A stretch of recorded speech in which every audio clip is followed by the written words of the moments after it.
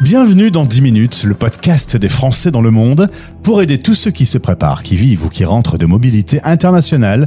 Je suis Gauthier Saïs et j'ai le plaisir de passer 10 minutes avec Christine Colonna-Cesari. Elle est écrivain et éditrice à Bucarest. 10 minutes, le podcast des Français dans le monde. françaisdanslemonde.fr. Et comme à chaque fois, lorsqu'on parle d'une actualité dans un pays, j'aime aller me rendre à la rencontre d'un Français qui y vit, car souvent ce qu'on me raconte, c'est pas tout à fait ce qu'on entend sur BFM. Bonjour et bienvenue Christine. Bonjour Gauthier, ça fait plaisir de se retrouver. Eh bien oui, on se retrouve parce que tu étais venu sur l'antenne de la radio des Français dans le monde pour présenter ton livre « Ils sont fous ces Roumains », l'Eldorado roumain. C'était il y a quelques années maintenant. Le livre est toujours disponible depuis le lien disponible dans ce podcast.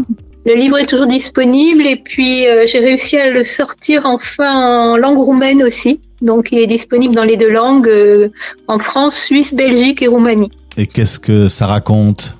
Alors ça raconte, c'est un bel album déjà avec une trentaine de reportages et puis beaucoup de belles photos. J'ai voulu faire comprendre et connaître la Roumanie sous un jour complètement différent, qui n'avait rien à voir ou presque avec les guides touristiques, qui n'est pas non plus un livre politique, ni purement historique. Donc il y a le fil conducteur, c'était de vouloir faire comprendre et connaître cette civilisation, ce peuple, sa mentalité, sa culture.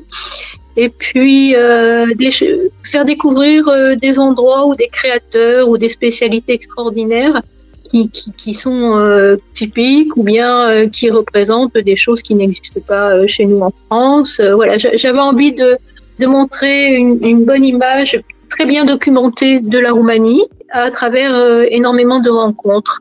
Alors avant d'arriver à Bucarest, la capitale, on revient sur la Côte d'Azur et la Corse d'où tu es originaire. Ensuite, tu vas beaucoup vivre à Paris.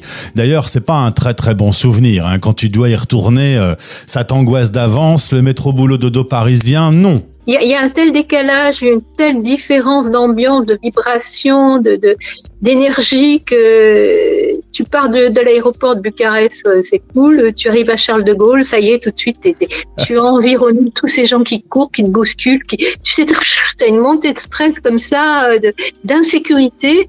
Et je suis pas la seule à le dire, hein, on le ressent tous très très fort. Et je pense qu'avec les années dernières, là, ça n'a pas dû s'arranger non plus. Alors avec ce ras-le-bol, tu vas décider de t'installer en 2018 donc en Roumanie. C'est un pays où tu te sens à ta place, mais t'as pas vraiment d'explication logique. Logique, elle est. Je pense que beaucoup de gens ont des affinités particulières avec des pays ou des cultures étrangères. Moi, c'est la Roumanie. D'autres, ça va être le Japon, d'autres le Mexique, d'autres le Canada, d'autres les Indiens iroquois et Dieu sait quoi. Si tu veux, c'est très latin ici, c'est très proche aussi un petit peu de l'ambiance et du relationnel provençal dont je suis issue. Donc je me sens plus dans mon élément ici, dans la communication avec les gens, que à Paris je pouvais l'être. Alors tu me dis que les infrastructures sont de qualité. C'est calme, il y a de la sécurité. La pandémie s'est plutôt bien passée par rapport à nos drôles de règles françaises. Pas de regret aujourd'hui d'avoir posé tes valises à Bucarest. Absolument pas. J'ai tout traversé, je continue.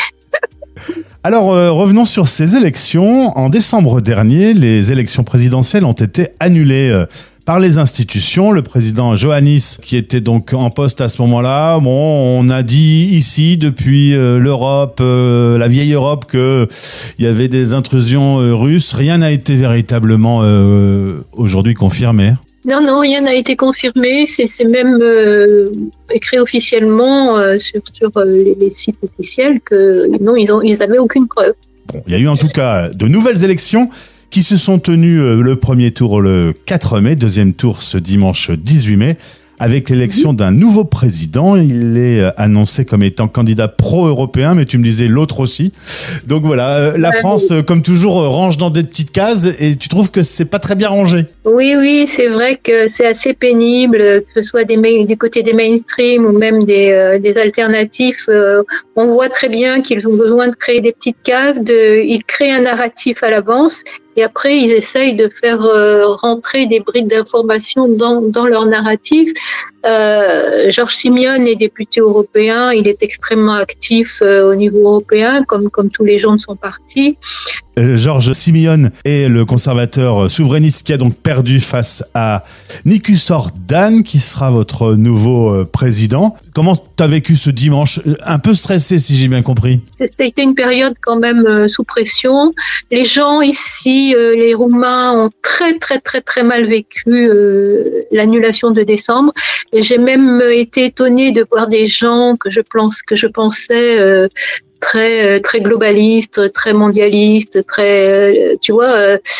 pleurer. On en a pleuré. Les gens en ont pleuré. Il y a eu un choc émotionnel chez toutes les générations et tous les milieux socio-professionnels ont très mal vécu. On parle d'environ 5000 Français qui sont établis en tant qu'expats en Roumanie, peut-être un peu plus. Toi, aujourd'hui, la vie au quotidien dans ce pays qui a vécu beaucoup de grandes étapes, de grands chapitres dans l'histoire, avec notamment l'époque Ceausescu dans les années communistes. Comment tu vis ton quotidien ? On le vit très bien. La preuve, on est toujours là et on n'a pas envie de partir. Et moi, je vois les expatriés français qui doivent rentrer, ils pleurent de rentrer en France. Ils pleurent quand ils arrivent parce qu'ils croient que c'est le bout du monde ici. Mais quand ils ont vécu un petit peu ici, qu'ils doivent repartir, mais tout le monde pleure, vraiment. Les expatriés français qui sont ici, qui s'installent ici, ou bien qui se marient ici, ou qui créent des entreprises ici, qui prennent leur retraite ici. Il se passe quelque chose d'un peu magique, de très spécial avec le pays roumain, avec les Roumains. Tu es une civilisation, comme je disais dans notre premier podcast en 2021, qui est centrée sur l'énergie du cœur et non pas sur l'énergie de l'intellect comme en France. Et puis, ils sont accueillants, ils sont gentils, tu n'es pas bousculé. Partout où tu vas, tu sais que tu vas être aidé, que tu vas être écouté. On n'est pas habitué à ça quand tu as vécu à Paris, tu vois. Quand tu as vécu à Paris, tu t'attends toujours à te faire rembarrer. Tu disais d'ailleurs que beaucoup de Roumains avaient quitté le pays pour finalement décider d'en revenir et de s'établir à nouveau. Pourquoi ? Disons que c'est une tendance générale. Je pense qu'ils ont pris beaucoup espoir aussi avec la montée d'AOR, le parti de Georges Simeone. Ils ont pris beaucoup l'envie de revenir au pays. Ils restent quand même très attachés, c'est-à-dire que les Roumains vont travailler en France pour gagner plus d'argent, mais ils reviennent au pays beaucoup pour revoir leur famille, parce qu'ils ont eu un bébé, parce que la grand-mère est malade, parce que c'est les fêtes de Noël ou de Pâques et que pour eux c'est sacré et ils viennent ici pour 3 semaines. Et je pense qu'il y a une évolution aussi. Moi, ce que je constate aussi, c'est qu'il y a un désamour grandissant par rapport à l'Occident, en particulier par rapport à la France. Et donc, ils s'en sont un peu revenus de leur rêve, tu vois, de leur rêve de partir. Et pourquoi ces terres des Balkans, on les connaît si mal de la France?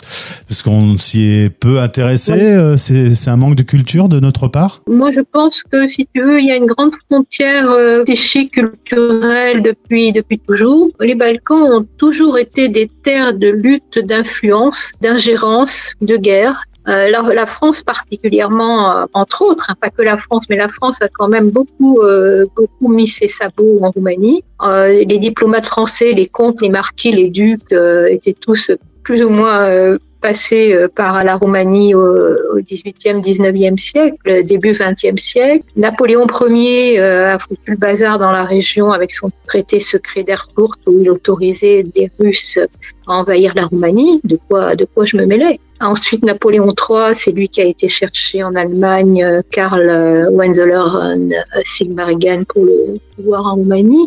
Il y a toujours eu, de toute façon, de la part des Occidentaux de l'Ouest, le besoin de s'impliquer dans ce qui se passait ici. La Russie et la Turquie, surtout la Russie, les ont toujours beaucoup préoccupés. Donc, ils ont quand même souvent été amis, tantôt ennemis, tantôt amis, tantôt ennemis, avec la Russie des tsars.